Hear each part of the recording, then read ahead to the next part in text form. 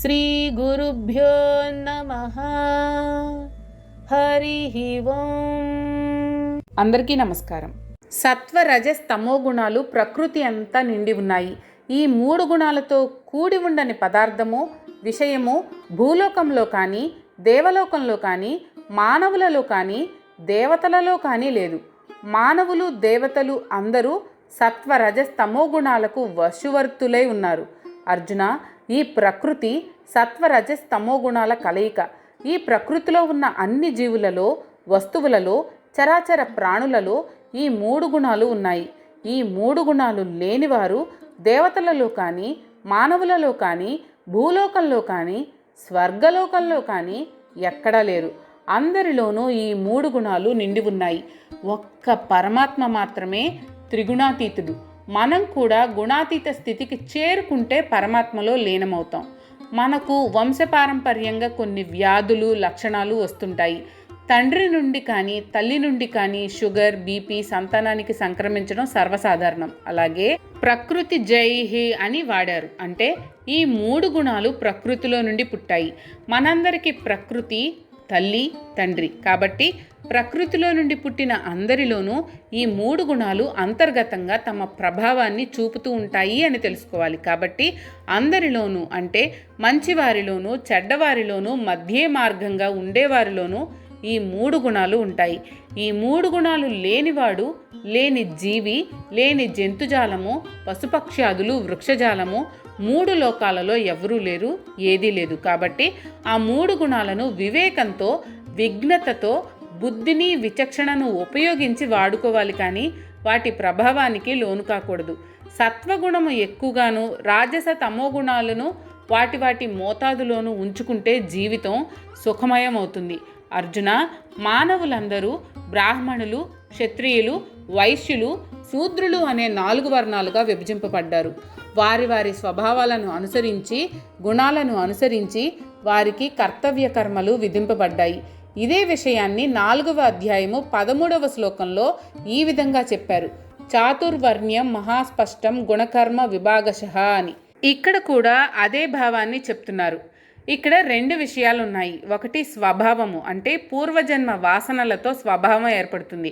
ఆ స్వభావమే ఈ జన్మలో అతని గుణాన్ని నిర్ణయిస్తుంది. ఆ గుణాలను బట్టి అతని వర్ణం నిర్ణయింపబడుతుంది. అంతేకాని ఎవరికి పుట్టుకతోనే వారి వర్ణము, అంటే కులము నిర్ణయించబడదు. మనం అజ్ఞానంతో మూర్ఖంగా మానవుల మధ్య అంతరాలు, అడ్డుగోడలు ఏర్పరచుకుంటున్నాం. బలీయమైన కుల వ్యవస్థను నిర్మించుకుంటున్నాం. పుట్టుకతో వచ్చేది కులం అనే మూఢనమ్మకంతో ఉన్నాం. అది భగవంతుడు సమ్మతించడు. భగవంతుని దృష్టిలో అందరూ సమానమే. ఎవరు ఎక్కువ కాదు, ఎవరు తక్కువ కాదు. అందరికీ మోక్షం పొందే హక్కుంది. ఇప్పుడు నాటి వర్ణ వ్యవస్థ గురించి వివరంగా తెలుసుకుందాం. ఎవరిని బ్రాహ్మణులు అంటారో, ఎవరిని క్షత్రియులు అంటారో, ఎవరిని వైశ్యులు అంటారు, ఎవరిని శూద్రులు అంటారో ఇక్కడ వివరంగా చెప్పాడు పరమాత్మ. ఈ గుణములు కలవారు, ఆయా కర్మలు చేసేవారు మాత్రమే ఆయా వర్ణాలకు చెందినవారు అని తెలుసుకోవాలి. కానీ పుట్టుకతో కాదు. పుట్టుకతో వర్ణము, కులము నిర్ణయింపబడడం తర్వాత కాలంలో కలిగిన పరిణామం. ఆ పరిణామం ప్రస్తుత కాలంలో వికృత రూపం దాల్చింది. ఇంద్రియాలను నిగ్రహించడం, మనస్సును అదుపులో పెట్టుకోవడం, తపస్సు చేయడం, అంటే అనుకున్న పనిని ఒక తపస్సులాగా శ్రద్ధాభక్తులతో చేయగలగాలి. శరీరాన్ని, మనసును పరిశుభ్రంగా ఉంచుకోవాలి. తన జీవనానికి కావలసిన వరకే సంపాదించుకోవాలి. కానీ ఎక్కువ సంపదలు, సుఖాల జోలికి పోకూడదు. శరీరము, మనస్సు శుచిగా ఉంచుకోవాలి. ఓర్పు వహించాలి. కపటం లేకుండా సక్రమమైన ప్రవర్తన కలిగి ఉండాలి. త్రికరణ శుద్ధి కలిగి ఉండాలి. అంటే మనసులో అనుకున్నది మాటలతో చెప్పేది, చేతలతో చేసేది ఒకే విధంగా ఉండాలి. నిరంతరం వేదాలను, శాస్త్రాలను అధ్యయనం చేయాలి. తద్వారా జ్ఞానం సంపాదించాలి. సంపాదించిన జ్ఞానాన్ని అనుభవంలోనికి తెచ్చుకుని ఇతరులకు మార్గదర్శకం చేయడం, దేవుణ్ణి నమ్మడం, వేదాల మీద, శాస్త్రాల మీద నమ్మకం కలిగి వాటిని నిరంతరం అధ్యయనం చేయడం, గురువుగారి యందు భక్తి కలిగి ఉండడం, ఇవి అన్నీ బ్రాహ్మణులు ఆచరించాల్సిన కర్మలు. ఈ కర్మలన్నీ బ్రాహ్మణునికి స్వభావ సిద్ధంగా పుట్టినవి. ఈ కర్మలు ఆచరిస్తేనే అతడిని బ్రాహ్మణుడు అని అంటారు. స్థూలంగా చెప్పాలంటే వేదాలను, శాస్త్రాలను అధ్యయనం చేయడం, వాటిని ఆచరించడం, వాటిని శిష్యులకు బోధించడం, ఆ విధంగా వేద విజ్ఞానాన్ని గురు శిష్య పరంపరగా తల్లిదండ్రులు తమ కుమారులకు ఇచ్చే వారసత్వ సంపదగా తరతరాలుగా వ్యాప్తి చెందించడం, మానవులను ధర్మ మార్గంలో నడిపించడం, దీనినే బ్రాహ్మణ కర్మలు అని అంటారు. ఇవి చెయ్యనివాడు పుట్టుకతో బ్రాహ్మణుడు అయినా కర్మరీత్యా, స్వభావరీత్యా బ్రాహ్మణుడు కాడు అనే విషయాన్ని చెప్పనక్కర్లేదు.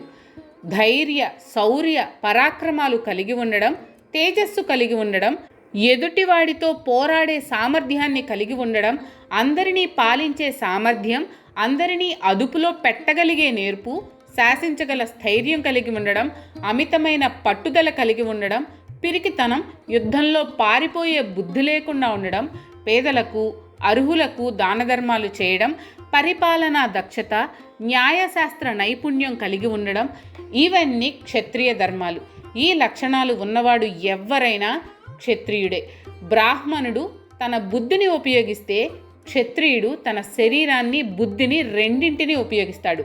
బ్రాహ్మణుడు మంత్రిగా మంత్రాంగం చేస్తే క్షత్రియుడు తన క్షాత్రంతో దానిని సమర్థవంతంగా ఆచరిస్తాడు. అందుకే ముందు నుండి బ్రాహ్మణ క్షత్రియులకు అవినాభావ సంబంధం ఉంది.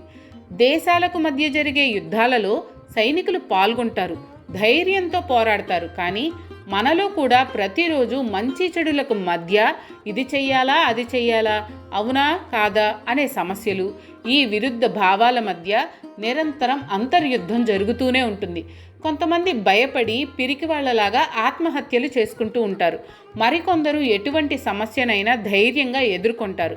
మరికొందరు సమస్యలకు భయపడి పారిపోతారు. దైనందిన సమస్యలను ఎదుర్కోవడంలో ప్రతివాడు క్షత్రియ గుణాన్ని ప్రదర్శించాలి. వాడే క్షత్రియ స్వభావం కలవాడు. పిరికితనంతో ఆత్మహత్యలకు పాల్పడితే వాడికి క్షత్రియ స్వభావం లేనట్లే. అంతేకాకుండా క్షత్రియ స్వభావాలలో పరిపాలన, న్యాయ నిర్ణయం ముఖ్యమైనవి. ఒక విధంగా చెప్పుకోవాలంటే ఈ పరిపాలన, న్యాయ వ్యవస్థలో కూడా అవినీతి వేళ్ళూనుకుపోయింది. అధికారంలో ఉన్న రాజకీయ నాయకులు, కార్యదర్శి స్థాయి అధికారులు కూడా అవినీతికి పాల్పడుతూ ఉంటారు. న్యాయ వ్యవస్థ కూడా అప్పుడప్పుడు ఈ అవినీతి ఊబిలో చిక్కుకుపోతూ ఉంది. ఇటువంటి వారిని క్షత్రియ స్వభావం కలవారు అని అనలేము.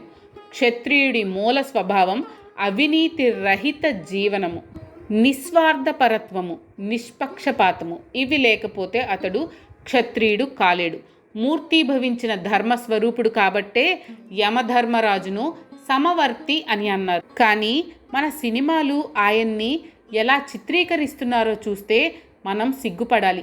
వ్యవసాయం చేయడం, పంటలు పండించడము, వాణిజ్యము, వ్యాపారం నిర్వహించడం, గోవులను మొదలగు పాడి జంతువులను రక్షించడము వైశ్యుల స్వభావాలు. అలాగే ఇతరులను సేవించడం, వారికి సేవలందించడం, తగిన ప్రతిఫలం పుచ్చుకోవడం అంటే బ్రాహ్మణ, క్షత్రియ, వైశ్య లక్షణములు కలవారికి సహాయకులుగా ఉండడం, వారి వారి వృత్తులలో సహాయపడడం, ఇవి శూద్రుల లక్షణాలు. అంటే ప్రజలకు సేవ చేసే అన్ని పనులు అంటే పబ్లిక్ సర్వీసెస్ శూద్రుల లక్షణాలు. శూద్ర లక్షణాలు అంతా అత్యంత ప్రాముఖ్యతను సంతరించుకున్నాయి. వారిని తక్కువ స్థాయి లక్షణాలు కలవారిగా చూడడం అవివేకం. భగవద్గీత చెప్పబడిన రోజుల్లో వ్యవసాయం మానవుల ముఖ్య వృత్తి, ఆదాయ వనరు కూడా. దాని వలన ఆహారం లభ్యమవుతుంది. అందుకే ఈ పనిని 3వ వర్ణానికి చెందిన వైశ్యులకు అప్పగించారు. పంటలు పండించడం ముఖ్య వృత్తి అయితే భూమిని దున్నడానికి, ఇతర వ్యవసాయ పనులకు గోవులు, ఎద్దులు అవసరం. అందుకని గోరక్షణ, పశు సంపదను కూడా వారికి అప్పగించారు. మరి ఈ రెండింటి వలన వచ్చే ఆదాయాన్ని అందరికీ పంచాలి కదా. అందుకని వ్యాపారం చేయాలి. తనకున్న దానిని ఇతరులకు ఇచ్చి వారి వద్ద ఉన్న దానిని తాను తీసుకోవడం వ్యాపారం. పూర్వపు రోజుల్లో వినిమయ వ్యాపారం అంటే బార్టర్ సిస్టమ్ ఉండేది. తర్వాత నాణేలు, ధనం అమల్లోకి వచ్చిన తర్వాత వస్తువులు ధనం ఇచ్చి కొనుక్కోవడం మొదలైంది. ఈ వ్యవహారం అంతా వైశ్యులే చూసేవారు. మరి ఈ పనులు చేయడానికి సహాయకులు కావాలి కదా. అందుకని 4వ కులం శూద్ర కులం ఏర్పరిచారు. వారు ప్రజాసేవ చేస్తూ ఉంటారు, దానికి ప్రతిఫలం పుచ్చుకుంటూ ఉంటారు. ఈ విధంగా వర్ణ వ్యవస్థ ఏర్పడింది. ఇప్పుడు మనం ఈ వర్ణ వ్యవస్థను ఒకసారి పరిశీలిద్దాం. మానవులందరికీ ఒకే విధమైన శక్తియుక్తులు ఉండవు. కాబట్టి ఏ స్వభావము ఏ లక్షణము కలవారికి ఆయా పనులు అప్పగించారు. దానినే వర్ణ వ్యవస్థ అని అన్నారు. ఆలోచనా శక్తి కలిగి స్వార్థబుద్ధి లేని వానికి బ్రాహ్మణ కర్మలు అప్పచెప్పారు. కండబలం శౌర్య ప్రతాపాలు ఉండి పరిపాలనా సామర్థ్యం కలిగి స్వార్థబుద్ధి కొంచెంగా కలవారికి క్షత్రియ కర్మలు అప్పగించారు. ఆలోచనా శక్తి స్వార్థపరత్వము వ్యాపార వాణిజ్యాలలో దక్షత కలిగిన వారికి వైశ్య కర్మలు అప్పగించారు. అంతగా ఆలోచించే శక్తి లేని వారికి చెప్పిన పని చేయగలిగిన వారికి ఈ ముందు 3 వర్ణాల వారికి సహాయకులుగా నియమించారు. వీరిలో ఏ ఒక్క వ్యవస్థ సక్రమంగా పని చేయకపోయినా సమాజం దెబ్బతింటుంది. కాబట్టి అందరూ గొప్పవారే, అందరూ సమాజానికి అవసరమే. ఈ ప్రకారంగా వారి వారి శక్తి సామర్థ్యాలను బట్టి నిర్ణయింపబడిన వర్ణ వ్యవస్థ కాలక్రమేణా కుల వ్యవస్థగా మార్పు చెంది మానవుల మధ్య అడ్డుగోడలు ఏర్పరిచింది. ఆ తర్వాత గుణాలను బట్టి చేయాల్సిన కర్మలు స్వార్థం ప్రబలిపోయి ధనము ప్రతిఫలమే ప్రధానంగా రూపొందాయి. డాక్టర్ల కులం, లాయర్ల కులం, ఇంజనీర్ల కులం, సాఫ్ట్వేర్ కులం, రాజకీయ కులం, ఇలాగా ధనము పదవి హోదా ఇవే ప్రధాన లక్ష్యాలుగా రూపొందాయి. పుట్టుకతో వచ్చిన కులాలు రిజర్వేషన్ల రూపంలో మనుషుల మధ్య భేదభావాలు భావోద్వేగాలు ద్వేషాలు రెచ్చగొట్టడానికి మాత్రమే ఉపయోగపడుతున్నాయి. ఇది ఈనాటి వ్యవస్థ. ఎవరైతే తన యొక్క స్వభావ సిద్ధంగా తనకు ఆసక్తిగల కర్మలను నిర్వర్తిస్తాడో అతడు తాను చేసే కర్మలలో సిద్ధిని సఫలతను పొందుతున్నాడు. ఈ ప్రకారంగా తన స్వభావానికి అనుగుణంగా తనకు ఆసక్తిగల కర్మలను ఎవరైతే ఆచరిస్తారో అతడు జ్ఞానసిద్ధిని కూడా పొందుతాడు. తాను చేసే కర్మలలో సిద్ధి ఎలా పొందాలో వివరంగా చెప్తాను, శ్రద్ధగా విను అని అంటున్నాడు కృష్ణుడు. ఇంతకు ముందు చెప్పినట్లుగా ఎవరి గుణాలను బట్టి వారి కర్మలను నిర్ణయించారు అని చెప్పి ఎవరికి నిర్ణయింపబడిన కర్మలను ఆసక్తితో శ్రద్ధతో వారు సక్రమంగా నిర్వర్తిస్తే వారికి జ్ఞానము దానంతట అదే లభిస్తుంది.